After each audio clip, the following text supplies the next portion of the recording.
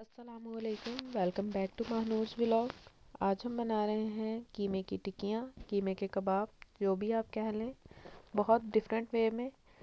امید ہے آپ لوگوں کو میری ریسیپی اچھی لگے گی۔ اگر اچھی لگے تو تھمز اپ۔ ریسیپی بنانا شروع کرتے ہیں۔ بسم اللہ الرحمن الرحیم۔ سب سے پہلے ہم لے لیں گے 1 kg قیمہ۔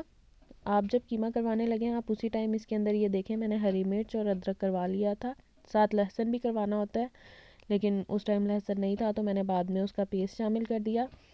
تو آپ نے 6 ہری مرچیں اور 1 انچ ادرک کا پیس لینا ہے، اسے بھی ساتھ ہی کرنا ہے، اور 1.5 ٹیبل اسپون لہسن کا پیسٹ تھا۔ پھر یہ پیاز تھا، اسے بہت اچھے سے چاپ کر لیا تھا اور اس کا سارا پانی نکال لیا تھا۔ اگر آپ پیاز کو قیمے کے ساتھ ہی کرواتے ہیں تو پھر بعد میں آپ کو بیسن ڈالنا پڑتا ہے، اس طرح سے کریں گے تو بیسن نہیں شامل کرنا پڑے گا۔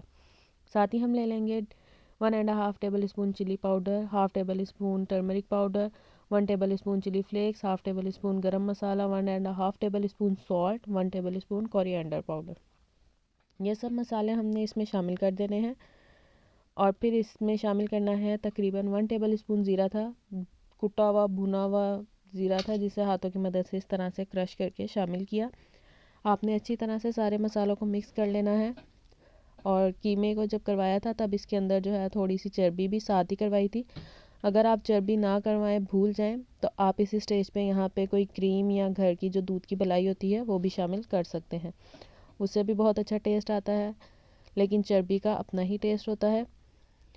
پھر یہاں پہ ہم شامل کر لیں گے فریش دھنیا، کوریانڈر۔ آپ اپنی ٹیسٹ کے اکارڈنگ شامل کر سکتے ہیں، میں نے 1 ٹیبل اسپون جتنا شامل کیا تھا، اس کو بھی شامل کر کے اچھے سے اسے مکس کر لیں گے۔ بہت اچھے سے مکس کرنا ہے تاکہ سارے مسالے اچھے سے مکس ہو جائیں۔ پھر آپ نے اس طرح سے گلوز اتارنے ہیں تاکہ آپ کے ہاتھ نہ گندے ہوں، بہت اچھے طریقے سے اس طرح اتر جائیں گے۔ ہم نے اسے میرینیٹ کر کے تقریباً 2 سے 3 گھنٹے رکھ دینا ہے۔ اس کے بعد ہم اسے بنائیں گے۔ ایک توا لے لیں، اس پہ اچھے سے جو ہے آئل کو آپ گریس کر لیں یا گھی لے لیں، جو بھی آپ کے گھر یوز ہوتا ہے۔ آپ لوگ مجھے کہاں کہاں سے دیکھ رہے ہیں مجھے ضرور بتائیے گا۔ میں تو گجرانوالہ سے ہوں، تو ہمارے یہاں تو بہت سردی شروع ہو چکی ہے۔ امید ہے آپ لوگوں کو میری ریسیپیز اچھی لگ رہی ہوں گی۔ اگر اچھی لگ رہی ہیں تو اپنے فیملی ممبرس کے ساتھ ضرور شیئر کریں۔ میں کافی ٹائم بعد یہ بنا رہی تھی تو میری ذرا ٹکی کی شیپ کباب کی صحیح نہیں بنی۔ اگر آپ توے پہ ہی کر کے کھانا چاہتے ہیں، آگے کا جو میرا پروسیس ہے وہ نہیں کرنا چاہتے، تو پھر آپ اس کو اس شیپ میں بنائیے گا، تھوڑا بڑا بڑا، کیونکہ یہ پھر جب اس کو بنائیں تو یہ اپنا پانی چھوڑتی ہیں اور یہ تھوڑی چھوٹی ہو جاتی ہیں۔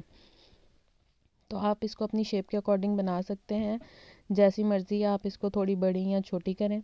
میری پہلی والی بڑی تھی، دوسری والی چھوٹی تھی، لیکن میں نے جس پروسیس سے بنانی تھی، یہ میں صرف آپ لوگوں کو بنا کے دکھا رہی تھی کہ آپ اس طرح سے ان شیپس کی بناتی ہیں۔ مجھے ایگزیکٹ یہ شیپ چاہیے تھی، تو میں نے پھر تیسری والی اس شیپ کی بنائی، اور اس کے بعد ساری میری اسی شیپ کی تھی، بالکل مطلب میڈیم سائز، نہ اتنا بڑا نہ اتنا چھوٹا۔ اور یہ جب اپنا پانی چھوڑتی ہیں تو یہ تھوڑی سی اور زیادہ چھوٹی یا شرنک ہو جاتی ہیں۔ آپ نے پھر اس طرح سے اوپر سے اسے دباتے رہنا ہے، بھلے سائڈ نہ چینج کریں، سائڈ آپ تقریباً 4 سے 5 منٹ بعد چینج کریں، لو ٹو میڈیم ہیٹ پہ فلیم پہ آپ نے اسے کوک کرنا ہے۔ یہاں پہ یہ دیکھیں کتنا اچھا ریڈ کلر آنا شروع ہو گیا تھا۔ یہ میں نے پہلی دفعہ ہی فلپ کر رہی ہوں، پہلے فلپ نہیں کیا تھا۔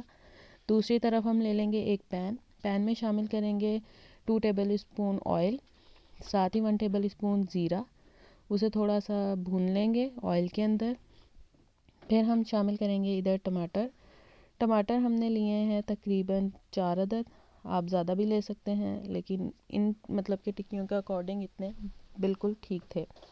ٹماٹر شامل کر کے ہم نے تھوڑا سا آدھا کپ جتنا پانی شامل کیا تھا، اور ساتھ ہی ہم نے یہاں شامل کیا تھا 1/2 ٹیبل اسپون سالٹ، اور اسے ہم نے دم پہ رکھ دیا تھا کہ ٹماٹر تھوڑے سے گل جائیں۔ 10 منٹ بعد ٹماٹر گل گئے تھے، اور اس کا ہم نے چھلکا جو ہے پیل آف کر لیا تھا، اوپر سے ہٹا لیا تھا۔ پھر ادھر شامل کی تھی 1/2 ٹیبل اسپون چلی فلیک، اسے ڈال کے ہم نے اچھے سے بھون لینا ہے کہ ٹماٹر کا جو کچا پن ہے یا اس کا جو ٹیسٹ ہے وہ اچھے سے پک جائے، اور ٹماٹر بالکل اس طرح سے سافٹ پیوری نہ بن جائے۔ پھر آپ نے ٹکیاں اٹھا کے اس کے اندر شامل کر دینی ہیں، ٹکیوں پہ اچھا سا ریڈ کلر آ جائے۔ یہ دیکھیں، یہ جو میں نے سب سے پہلے والی بنائی تھی یہ تھوڑی بڑی تھی، اور یہ اس والے مطلب میتھڈ میں بنائیں گے آپ تو یہ پھر بعد میں ٹوٹنے کا ان کا ہوتا ہے کہ یہ ٹوٹ جائیں، لیکن اگر آپ اس طرح چھوٹی چھوٹی سی بنائیں گے تو یہ نہ ٹوٹیں گی اور بہت جوسی اور مزیدار بن کے تیار ہوں گی۔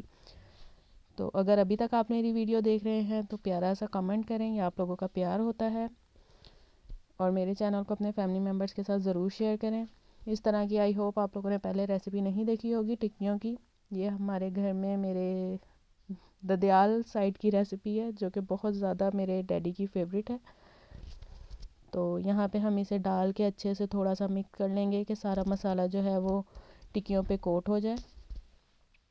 ماشاءاللہ یہاں پہ آپ اس کا کلر دیکھیں، بہت اچھے سے یہ پک رہا تھا، بہت اچھی بن کے تیار ہو رہی تھی، اور ان کی خوشبو تو بہت ہی مزے کی تھی۔ ہم اسے لڈ دے کے 15 منٹس کے لیے چھوڑ دیں گے، بالکل ہلکی آنچ پہ۔ 15 منٹس بعد یہ دیکھیں، یہ اس کی فائنل لک تھی۔ اسے بالکل ہلکی آنچ پہ جب آپ نے ٹماٹر کے مکسچر میں شامل کرنا ہے، بالکل ہلکی آنچ پہ کرنا ہے۔ بہت مزے کی بن کے تیار ہوئی تھی۔ امید ہے آپ لوگوں کو میری ریسیپیز اچھی لگ رہی ہوں گی۔ اسے آپ اس طرح چٹنی کے ساتھ سرو کریں، بہت زیادہ مزہ آئے گا۔ یہ دیکھیں بہت جوسی تھی، بالکل اندر سے بہت اچھے سے کوک تھی۔ امید ہے آپ لوگوں کو اچھی لگے گی۔ اگر اچھی لگی ہے تو kindly like, share and subscribe. ملیں گے نیکسٹ ویڈیو میں۔ اوکے، ٹیک کیئر، اللہ حافظ۔